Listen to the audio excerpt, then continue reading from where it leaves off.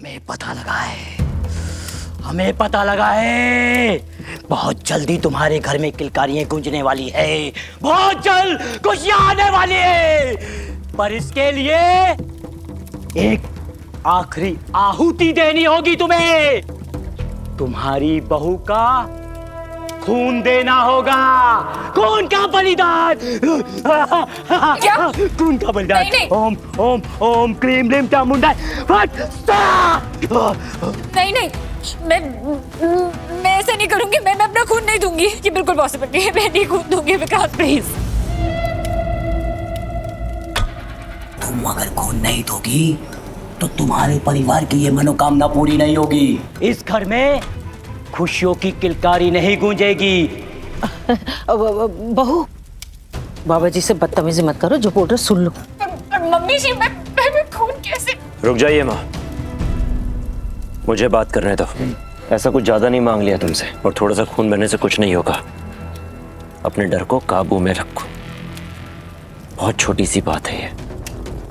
मुझे पता है बचपन से तुम्हें खून देखकर डर लगता है, और तुम्हें हमेशा ये भी कहा गया कि तुम कमजोर। लेकिन अब तुम एक दूसरे परिवार का हिस्सा हो। तुम्हारा नाम बदला जा चुका है, तुम्हारी पहचान बदली जा चुकी है। तो अपने अंदर की ताकत को पहचानो, उस ताकत को जो तुमने अभी तक देखी नहीं है। नहीं विक्रम, तुम नहीं जानते, मुझे बचपन से ही खून को देख के बहुत डर लगता है। मैं नहीं ये सब कर सकती। मैं अपना खून नहीं दूंगी। मैं और खुद तो मैं बिल्कुल भी अपना खून निकाल सकती। मैं अपना खून नहीं दूंगी। चिंता मत करो, ये खून तुम्हें खुद नहीं निकालना, ये खून हम निकालेंगे। तुम्हें जरा सी भी तकलीफ नहीं होगी बच्चा।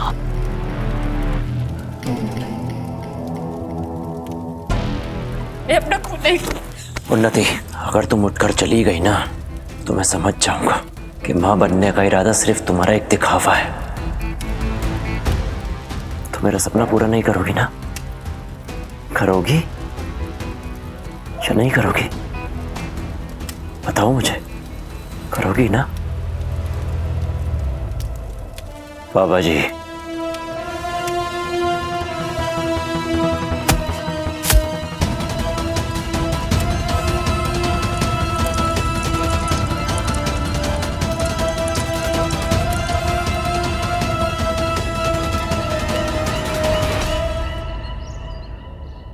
क्या भोजपुरी लड़की?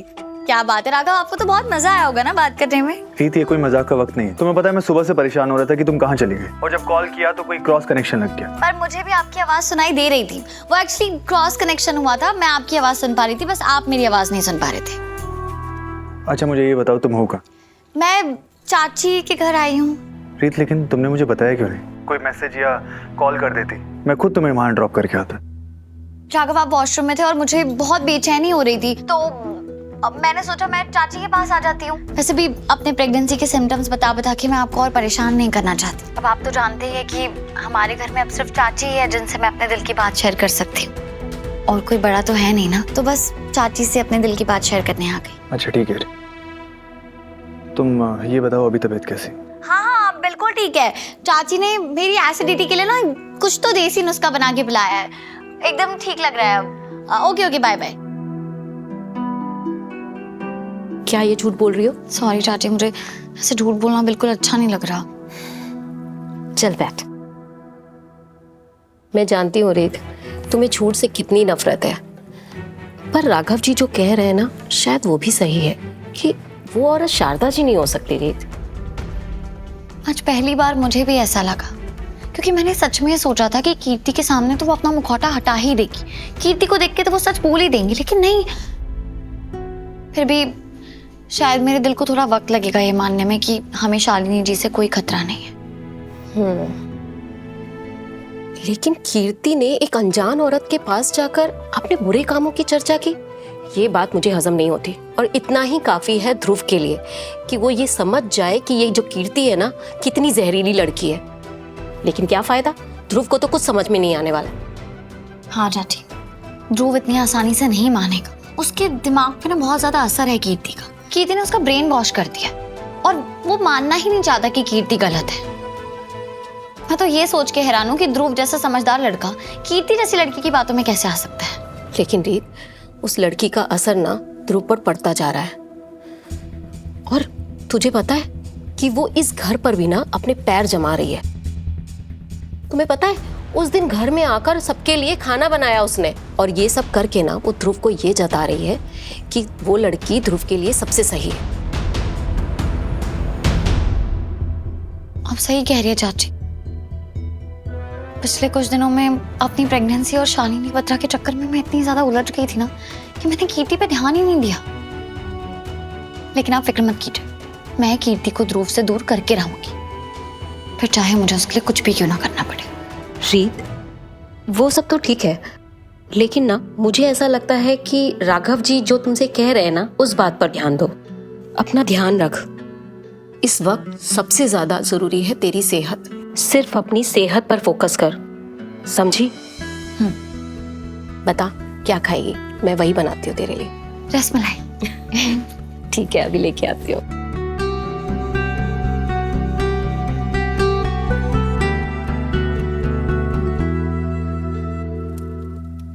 उन्नति,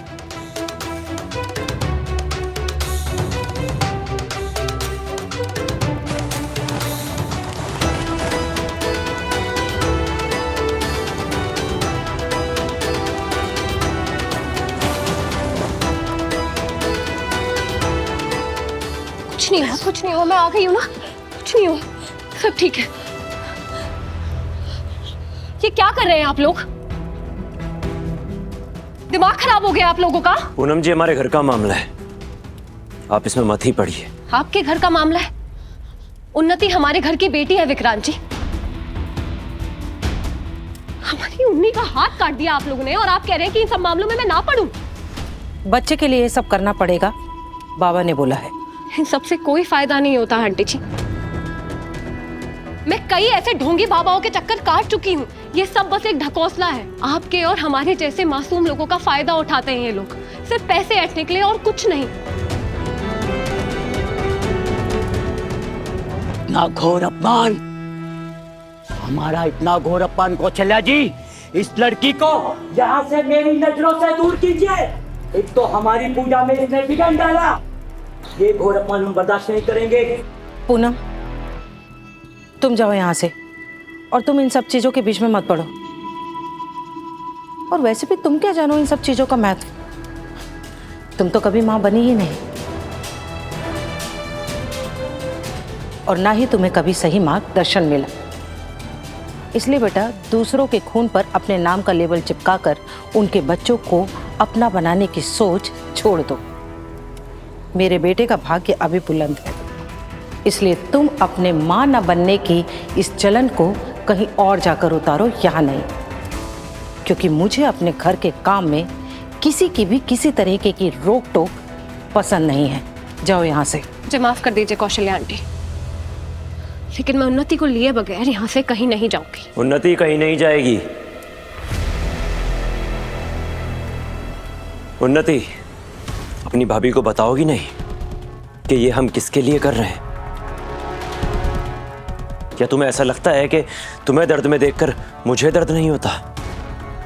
या फिर तुम्हें ऐसा भी लगता है कि मुझे तुम्हारी फिक्र नहीं है?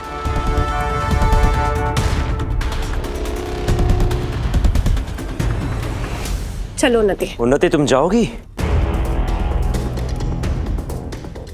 पूनम भाभी, आप प्लीज जाइए, मैं ये सब अपनी मर्जी से कर रही हूँ। भाभी प्लीज, मैंने कहा ना, आप जाइए, प्लीज जाइए आप। भाभी प्लीज।